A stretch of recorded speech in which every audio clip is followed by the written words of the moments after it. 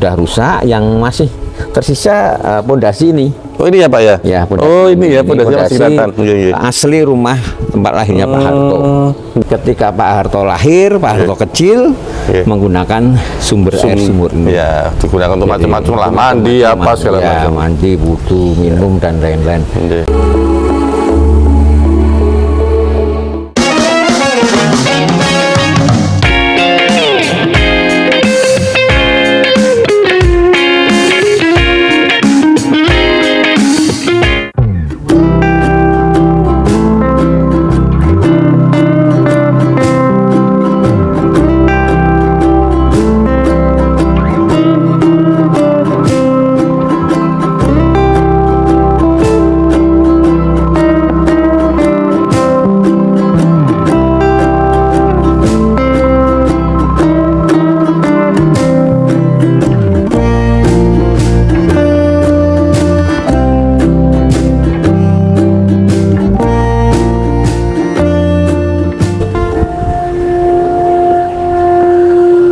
Partnerku Tapak Kaki Budi dimanapun Anda berada, sekarang saya ada di museum dari presiden kedua kita, yaitu Bapak Soeharto.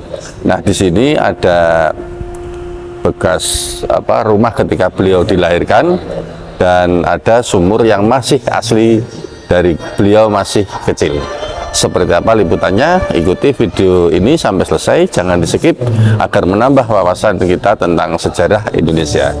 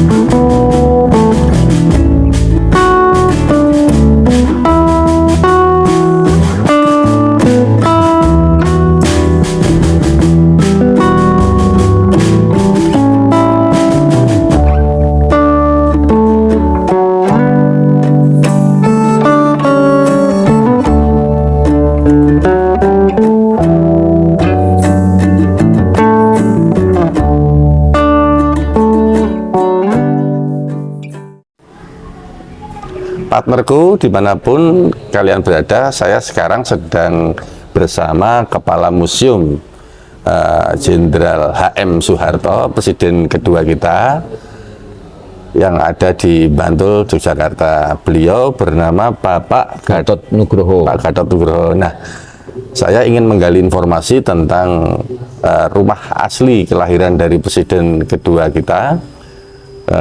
Semoga nanti Pak Gatot bisa memberikan informasi supaya menjadi kasanah keilmuan sejarah kita, khususnya tentang presiden kedua kita. Selamat siang Pak Gatot. Selamat siang. Ini gini Pak, ini kan di sini tempat asli rumah tempat tinggalnya Pak. Tempat lahirnya Pak Harto. Tempat lahirnya Pak Harto, Pak. Kalau yang di sini nih Pak, tanah pekarangan ini dulu milik kakek buyutnya Pak Harto. Jadi yang di belakang kita ini rumahnya Eyang Notosudiro, kakek buyutnya Pak Harto. Kemudian yang digunakan untuk museum, di sana ada diorama perjalanan sejarah Pak Harto. itu adalah rumah kakeknya Pak Harto, namanya Eyang Atmosudiro. Pak. Sedangkan tempat lahirnya Pak Harto di rumah ibunya Yang sana, yang ada di sebelah kiri kita semuanya. Namun dulu itu rumah kampung biasa, ukurannya 110 meter persegi, sangat sederhana. Kemudian karena sudah rusak, kemudian kita bangun pendopo, kita pugar. Yang sisa hanya bekas pondasinya. Oh gitu ya. Oh pondasinya masih ada ya Pak? Masih ada. Berarti gini ya Pak, berarti dulu ibunya almarhum Pak Soeharto itu berdampingan dengan rumah kakeknya ya? Iya. Oh begitu kan, bukan lain desa gitu bukan ya? Lain desa, bukan lain desa. Jadi Pak Harto itu dulu adalah anak desa Kemusuk sini. Beliau lahir pada tanggal 8 Juni 1921. Lahir di tempat ini. Kemudian masa kecilnya Pak Harto ya masa kecil anak-anak dulu masa penjajahan Belanda yang namanya anak petani ya.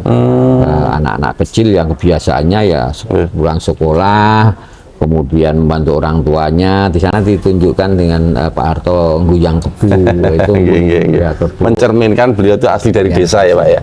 Dan anak-anak desa dulu itu cita-citanya hanya satu ketika dewasa, ingin menenteng senjata, ingin berjuang untuk mengusir penjajah Belanda. Tidak ada impian untuk jadi dokter, jadi bukan sama sekali, karena memang anak-anak dulu karena dijajah sehingga pendidikannya terbatas.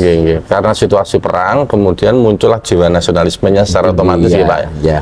Bagian besar anak-anak di manapun di seluruh Indonesia itu ketika dewasa pengen menjadi pejuang mengusir penjajah Belanda. Pak Harto keluar dari desa ini tahun berapa Pak? Beliau umur berapa? Pak Harto itu karena adiknya banyak, beliau keluar dari desa ini usia 9 tahun. 9 tahun ya Pak? Ikut paman dan bibinya. Kemudian bibinya ini asli sini, kemudian jadi bidan desa di Wuryantoro, di Wonogiri sana, dan dapat suami penyuluh pertanian di Wonogiri sana.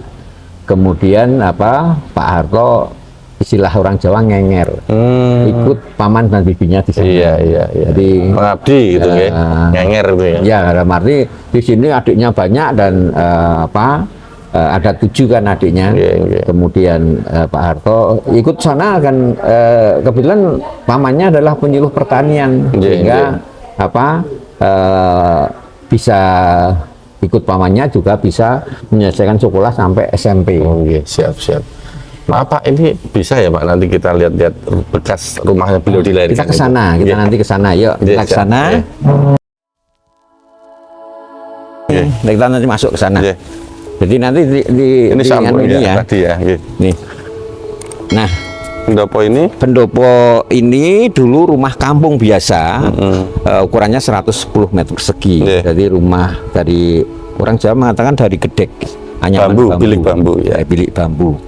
Karena sudah rusak, yang masih tersisa pondasi ini. Oh ini ya Pak ya? Ya, ini ya pondasi asli rumah tempat lahirnya Pak Harto. Kita bangun pendopo. Pak Harto lahir di sini pada tanggal 8 Juni 1921. Kalau tahun Hijriah beliau itu lahir pada tanggal 1 Syawal, pas hari raya Idul Fitri. Beliau dilahirkan pada tahun 1339 Hijriah. Siap. Sini. Pak, sumurnya itu mana Pak?